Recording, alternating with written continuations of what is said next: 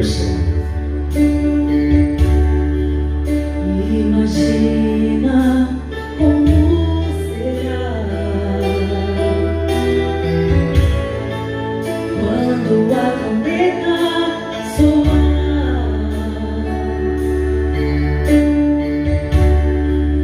surgirá lá no céu, entre as nuvens, Jesus, e com Ele vamos morar.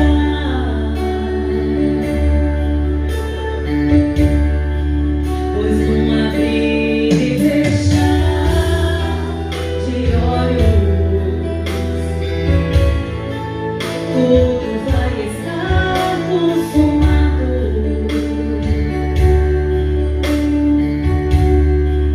E em qual grupo tu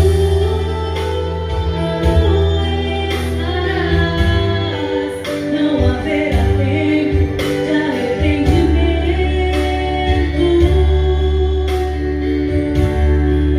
Mas se estiveres à direita, verás que o reino já foi preparado para ti.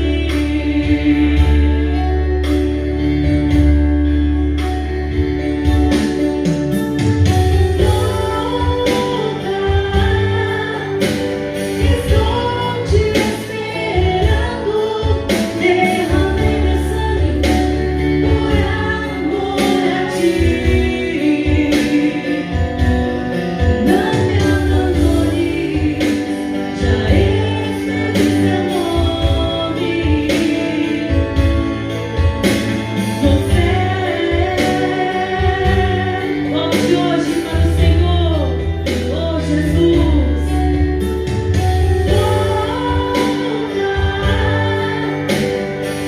Estou te esperando, derramei meu sangue por amor a ti.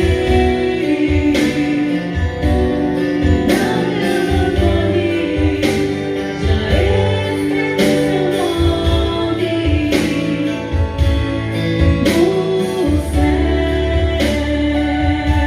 Vamos falar de três coisas: culpa, acusação e perdão.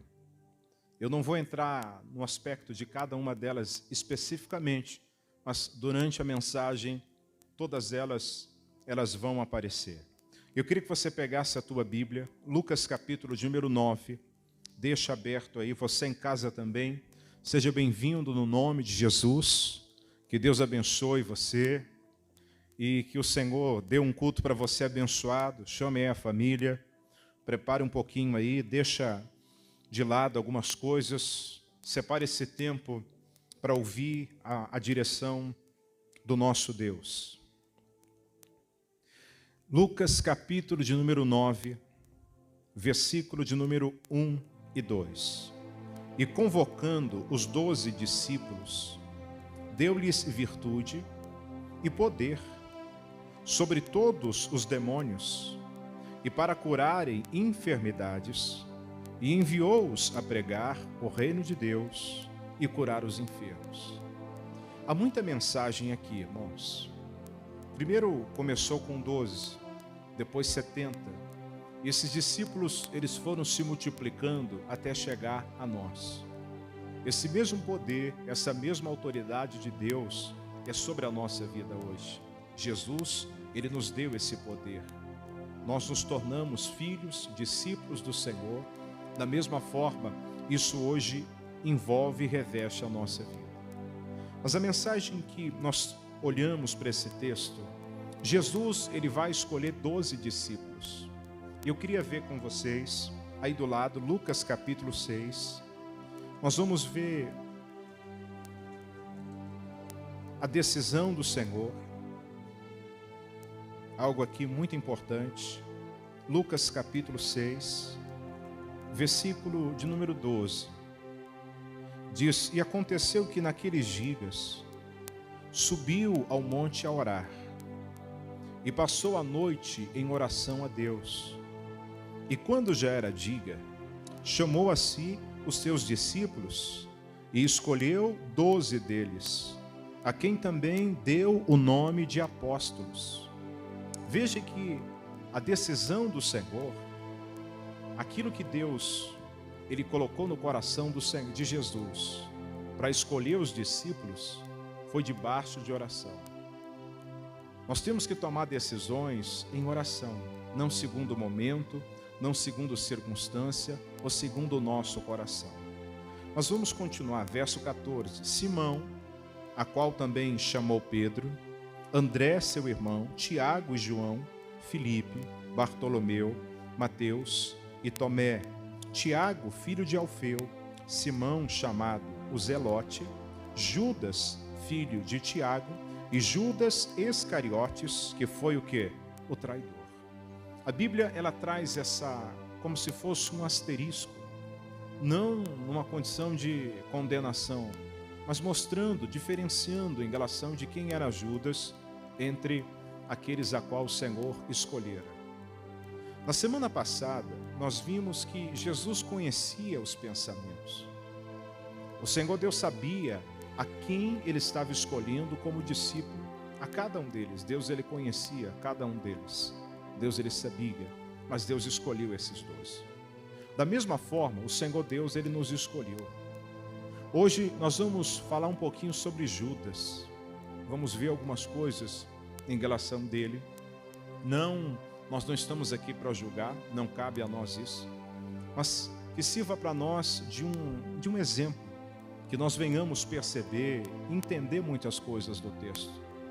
E nós podemos questionar no coração, por que Deus escolheu Judas? Por que o Senhor separou Judas?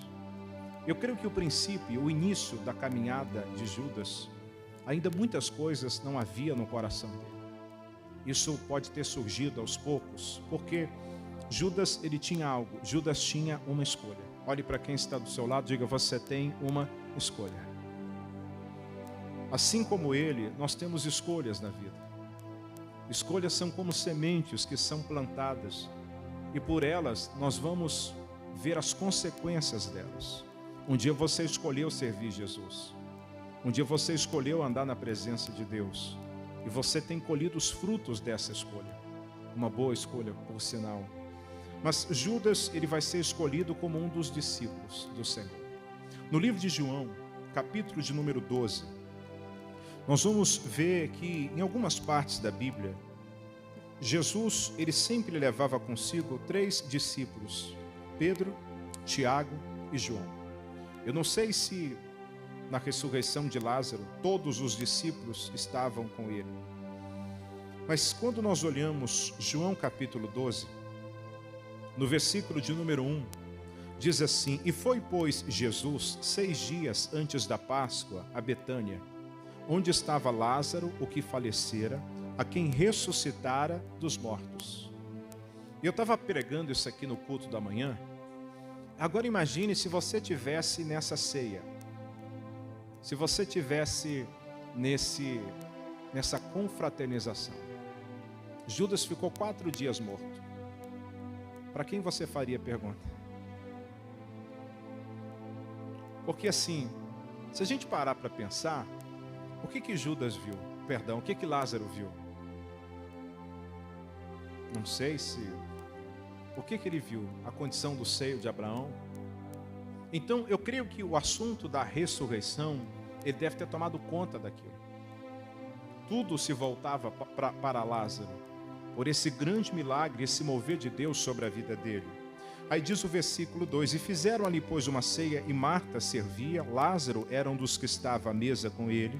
Então Maria, tomando uma libra de unguento de nardo puro, de muito preço, ungiu os pés de Jesus, enxugou-lhes os pés com seus cabelos, e encheu a casa com o cheiro do unguento. Então um dos seus discípulos, Judas Iscariotes, filho de Simão, o que havia de traí-lo, disse: Por que não se vendeu esse unguento por 300 dinheiro, e não se deu aos pobres? Ora, ele disse isso não pelo cuidado que tinha dos pobres, mas porque era ladrão e tinha bolsa, e tirava o que se ali se lançava. Ou seja, Judas, ele vivenciou todos os milagres que Jesus fez. Ainda que não estivesse presente, ele ouvia aquilo que o Senhor havia feito. Então, ele viu muita coisa de Deus. Ele viu muito mover de Deus. Ele viu os olhos dos cegos. A Bíblia diz que se todos os milagres que Jesus fez fossem colocados na Bíblia, não havia livros que caberiam tudo aquilo que o Senhor fez. Imagine tudo que o Senhor Deus ele fez. Mas Judas, ele vivenciou tudo isso, irmãos. Ele viu tudo isso. Ele vivenciou todas essas coisas, essas maravilhas. Ele viu tudo isso. Nós vamos caminhar. Lucas capítulo 22. Volta lá, não fica triste comigo não. Lucas capítulo de número 22. Pega aí na sua palavra de Deus. Versículo de número 13 e 14. Jesus pediu aos discípulos que preparassem a Páscoa. E indo eles, verso 13, indo eles acharam como lhe havia sido dito e prepararam a Páscoa. E chegando a hora, pôs-se à mesa, e com ele, no caso, e com Jesus estava os 12. Ou seja, Judas estava ali na ceia com o Senhor. Dentro do coração de Judas, irmãos, a gente vê muitas inclinações. A Bíblia diz que por 30 moedas, Judas vai trair Jesus. Isso havia sobre o coração dele. Às vezes no coração do homem há muitas inclinações que o querem levar e tirar da presença de Deus. A Bíblia diz que quando nós nos inclinamos para a carne, nós estamos caminhando para a morte. Quando nós nos inclinamos para aquilo que é de Deus, estamos buscando vida. Por isso, todos os dias, nós temos que vencer a nós mesmos. Não adianta eu fingir que nada está acontecendo. Não adianta eu, vamos dizer assim, ocultar, eu achar que nada vai acontecer. E se há algo dentro de mim, irmãos, que tem, vamos dizer assim, cada vez mais crescido dentro do meu coração, eu preciso ir ao Senhor. Eu preciso me colocar, me aproximar e buscar a Deus. Para que isso que aconteceu com Judas não venha acontecer sobre a nossa vida. Porque quando nós olhamos a trajetória dele, ele estava diante de Jesus. Quantas pessoas o Senhor ali não ajudou? Quantas pessoas Deus ali não estendeu as mãos? O Senhor conhecia o coração dele. A Bíblia não mostra, não sei se houve vamos dizer assim, um tete a tete entre ele e o Senhor. Mas o coração de Judas vai se inclinando cada vez mais. Vai se inclinando cada vez mais. E Jesus vai falar algo que eu não falei nos outros cultos. E ele diz assim, no versículo de número 15, e disse-lhe: desejei muito comer convosco essa Páscoa antes que padeça, porque vos digo que não a comerei mais até que ela se cumpra no reino de Deus. E tomando o cálice e havendo dado graças, disse: tomai e repartiu entre vós, porque vos digo que já não bebereis do fruto da vide até que venha o reino de Deus. E tomando o pão e havendo dado graças, partiu e deu-lhe, dizendo: isso é o meu corpo, que por vós é dado. Fazei isso em memória de mim. Aí diz o verso 20: semelhante tomou o cálice, dizendo depois da ceia: esse é o cálice, o novo testamento do meu sangue, que é derramado por vós. Mas eis que a mão do que me trai está comigo à mesa. E na verdade o Filho do Homem vai segundo o que está determinado, mas ai daquele por quem é traído. E começaram a perguntar entre si qual deles seria ou que havia de fazer isso. Você não vê uma manifestação em relação de Judas. A palavra de Deus diz, irmãos, que o pecado ele há de nos achar. Por isso eu preciso ter esse temor no coração. Eu preciso ter esse temor no coração. E esse texto ele nos mostra as grandes oportunidades que Judas teve. Mas Judas fez uma escolha. Mateus capítulo de número 27.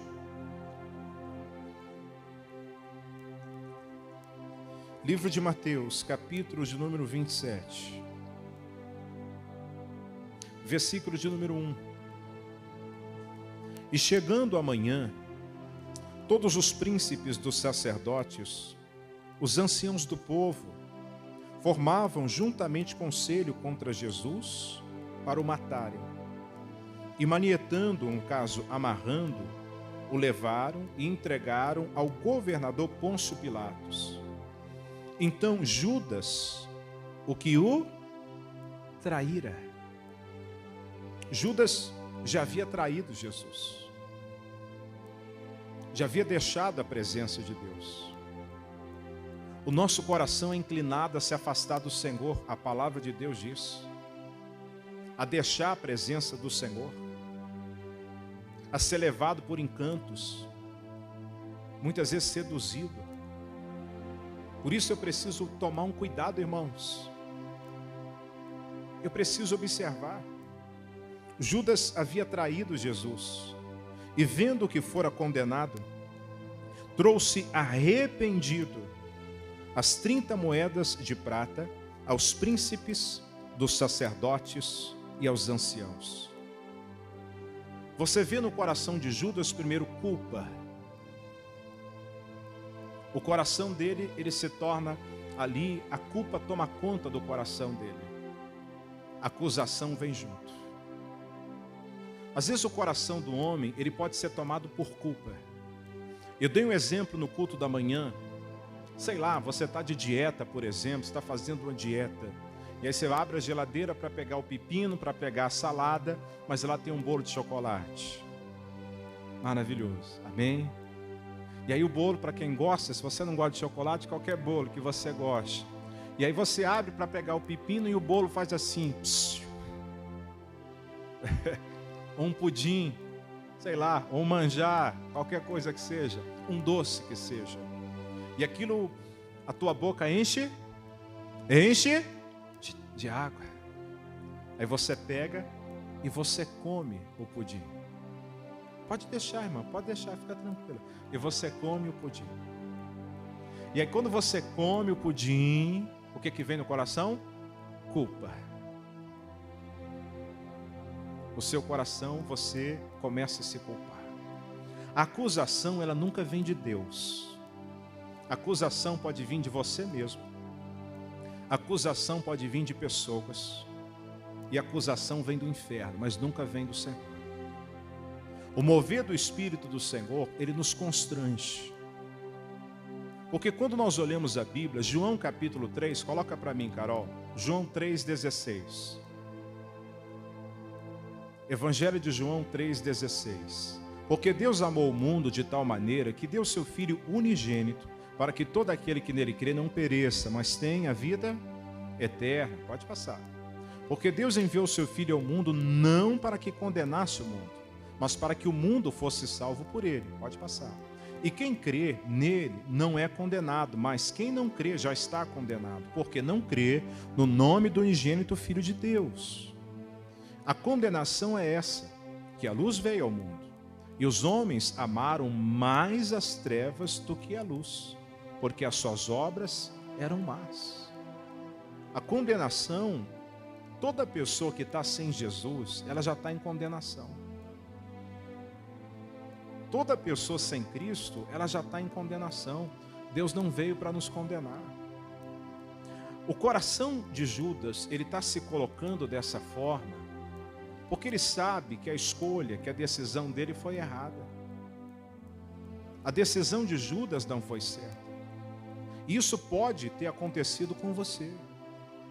Às vezes você pode ter feito escolhas que trouxeram consequências na sua vida, mas até quando você vai permanecer caído? Até quando você vai ficar se culpando em relação disso? Olha o que aconteceu. Versículo 4, dizendo: pequei traindo sangue inocente. Eles, porém, disseram: que nos importa? Isso é contigo. E ele, atirando para o templo as moedas de prata, retirou-se e foi o quê? Se enforcar. Primeiro, Judas vai confessar o pecado a quem não tem perdão para ele. Eu falei de manhã e vou falar agora. Jesus tinha vários discípulos, mas tinha um dos discípulos que tinha assim, vamos dizer assim, um temperamento mais, não vou dizer explosivo, mas tinha um temperamento mais forte. Quem que era?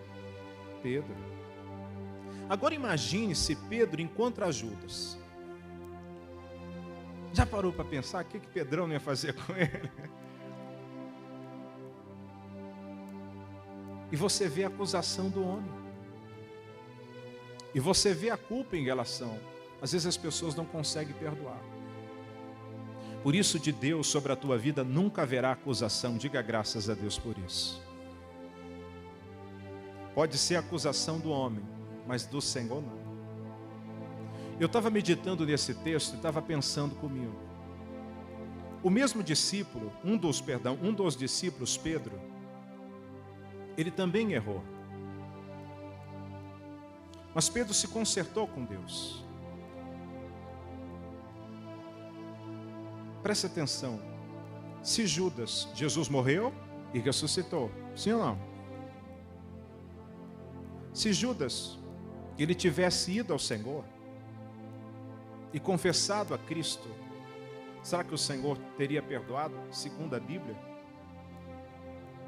Olha como a culpa no coração e a acusação podem nos levar à morte. Às vezes nós não nos sentimos merecedores da presença de Deus. Às vezes olhamos para as nossas falhas, para os nossos erros, para as nossas imperfeições. E não olhamos para aquilo que a Bíblia nos dá, para aquilo que a Bíblia nos mostra. Irmãos, hoje eu não preciso mais caminhar para a morte. Ainda que você possa ter errado, eu falei que de 3 coisas nós viríamos: culpa, acusação e perdão. A culpa vem no nosso coração. A acusação também vem. Mas de Deus nós teremos sempre o perdão. De você voltar à posição a qual você não deveria ter saído.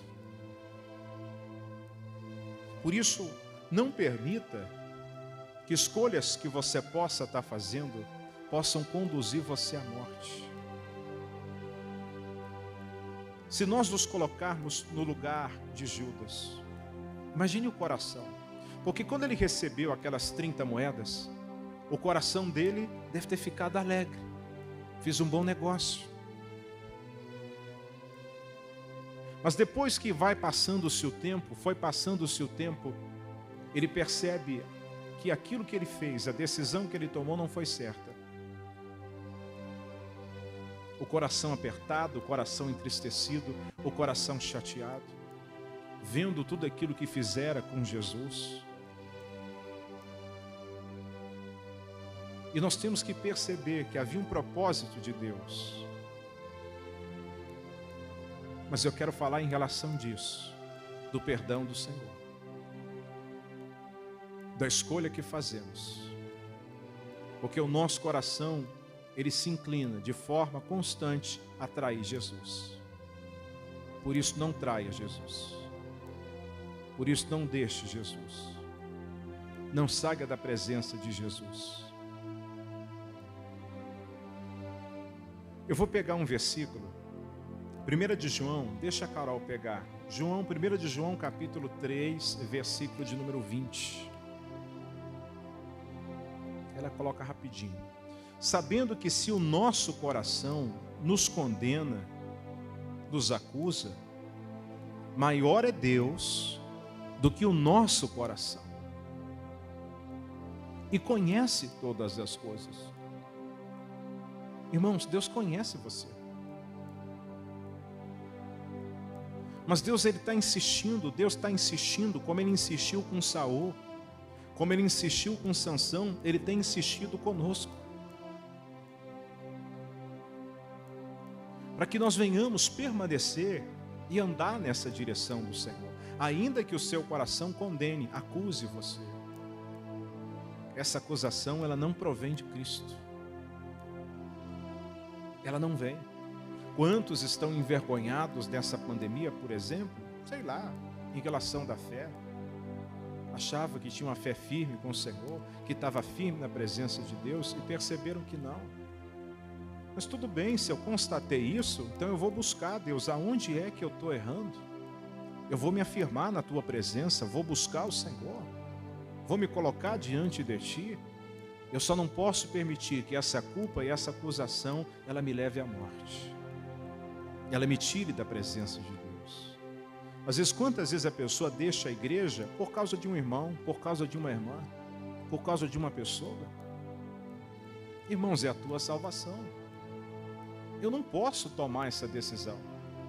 Ainda que circunstâncias venham. Ah, pastor, porque o irmão fez cara feia para mim, então sorri para ele.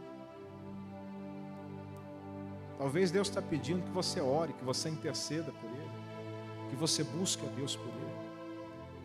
Por isso, ainda que o seu coração possa condenar você, acusar você, e condenação vem todos os dias sobre a nossa vida, vem de forma constante sobre nós. A Bíblia diz que foi para a liberdade que Jesus nos libertou.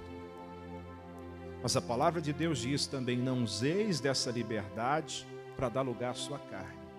É uma balança. Essa direção de Deus, Deus vai equilibrando da forma certa, da forma correta. Coloca para mim, Carol, vamos na Bíblia, vai. Deixa a Carol quietinha um pouquinho. No livro de Lucas, capítulo de número 15.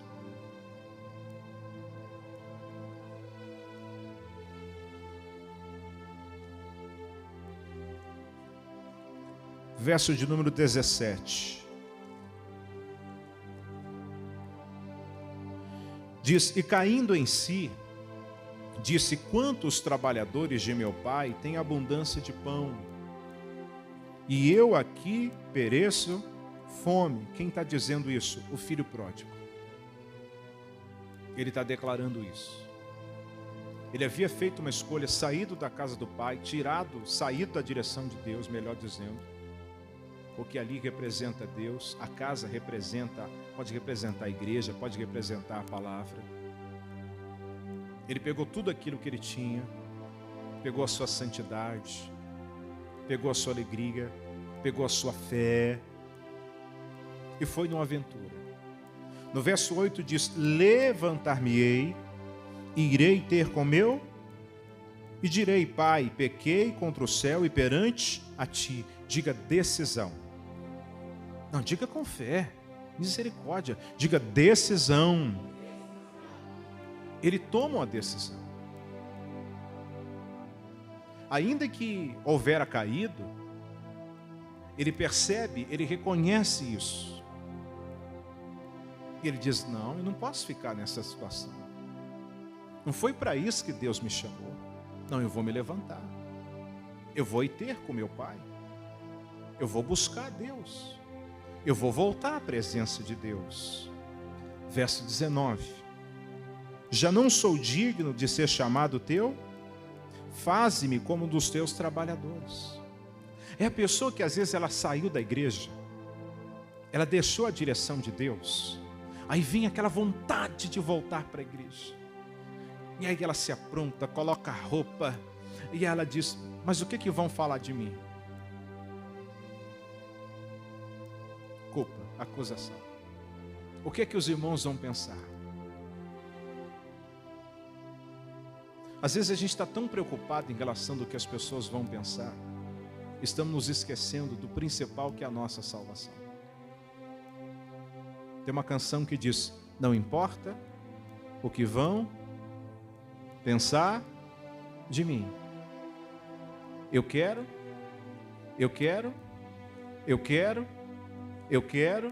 é Deus. Quantas vezes por isso a pessoa ela não toma a decisão de voltar? Vergonha. Porque ele tomou a decisão errada. Como é que ele ia chegar lá? E aí vem no coração: eu não sou digno de ser chamado filho. Eu não mereço. Versículo seguinte,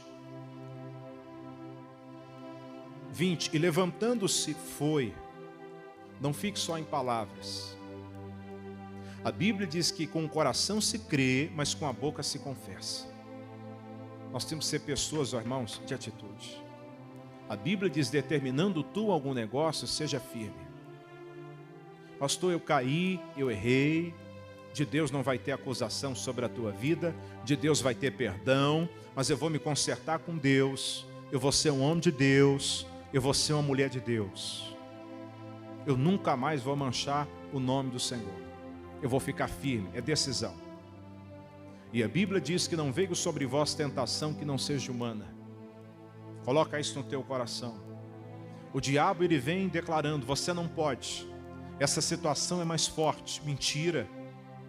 Em Deus nós podemos todas as coisas. Às vezes o que vem é culpa no coração. O que vem é vergonha. Nós olhamos para as pessoas. O pastor vai me ver. O que o pastor vai pensar? Eu vou ficar muito feliz de ver você. Diga glória a Deus. Eu ia falar algo, depois eu falo só no fora do ar. Porque do dia que eu falei aquela letra que começa com P, no Natal, lembra? Eu falei do panetone, depois eu falo. Mas voltando à nossa mensagem, teu lugar na presença de Deus, irmãos. Ainda que você possa ter caído, é tempo de se levantar, de voltar, de buscar, de recomeçar com Deus. Aí diz o versículo 20, levantando-se foi, e foi para o seu pai, e quando estava longe, viu seu pai, e moveu de íntima compaixão, e correndo lançou ao pescoço e o beijou. E o filho disse, pai, pequei contra o céu e perante a ti, já não sou digno de ser chamado teu. Às vezes nós queremos justificar algumas coisas diante de Deus. Há uma canção, que é aquela canção da Eu Navegarei, que ela diz que o Senhor, Ele nos acolheu sem justificação. Você não precisa justificar para Deus. Deus é isso. Não, Deus quer de você a verdade. Já viu quando você vai falar com uma pessoa, ela começa, não, sabe o que é? Que tinha uma formiga. E aí a formiga, ela estava com um pedaço de açúcar. E aí vai enrolando aquela... Não, seja verdadeiro. Seja sincero. Não, Senhor, eu quis fazer mesmo. Não, Senhor, eu deixei mesmo. Deus já conhece, o que Deus quer de você é verdade. E Deus, Ele está na verdade. A Bíblia diz que pela misericórdia que é de Deus e pela verdade se purifica a iniquidade. Deus quer alcançar a tua vida hoje, irmãos. Deus quer fortalecer você. É tempo de você voltar à presença de Deus. Desfrutar, viver tudo o que o Senhor tem para a tua vida. Essa culpa, acusação no teu coração não vem do Senhor. A misericórdia, a graça de Deus está sobre a tua vida. Quer cercar você, quer envolver você. Deus quer te envolver com o amor dEle, com a presença dEle e com a unção dEle. Ele toma essa decisão no coração. Aí diz mais, verso 22, mas o pai disse aos servos, trazei depressa a melhor roupa, e vestiu-lhe, e pondo-lhe um anel na mão, sandália nos pés, disse, trazei o bezerro cevado, matai-o, comamos e alegramo-nos, porque esse meu filho estava e tinha se perdido, e foi achado, e começaram a alegrar-se. Alegra o coração do teu Deus hoje. Alegra o coração do teu Senhor hoje. Alegra o coração de Jesus hoje. Você que está nos assistindo através da internet, tira essa vergonha do teu coração. Essa acusação, ela não vem do Senhor. Eu quero trazer mais um versículo. Isaías capítulo 43. Isaías capítulo 43.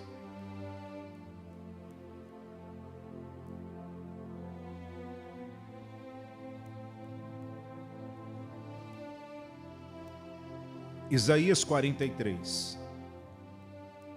Amém?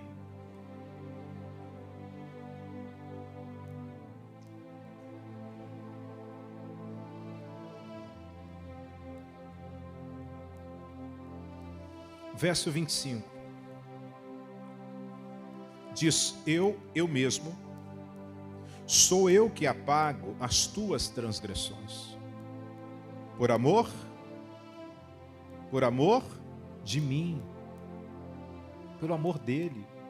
É por ele. Não há meritocracia nossa. Ele nos ama. E dos teus pecados não me lembro mais. E é isso que nós precisamos entender. Agora, como é que eu vou ferir uma pessoa que me ama? Como é que eu vou deixar uma pessoa que me demonstra esse amor, esse cuidado? É esse ponto que nós precisamos reconhecer e valorizar. Por isso, hoje você tem o perdão de Deus sobre a sua vida. Você tem esse perdão do Senhor. Deus quer te colocar de pé. Deus quer que você volte a estar diante dele. Deus quer que você vença essa culpa, essa acusação do teu coração. Se você vê alguns versículos anteriores, ele diz, não vos lembreis das coisas passadas, nem considereis as antigas, eis que fareis uma coisa nova.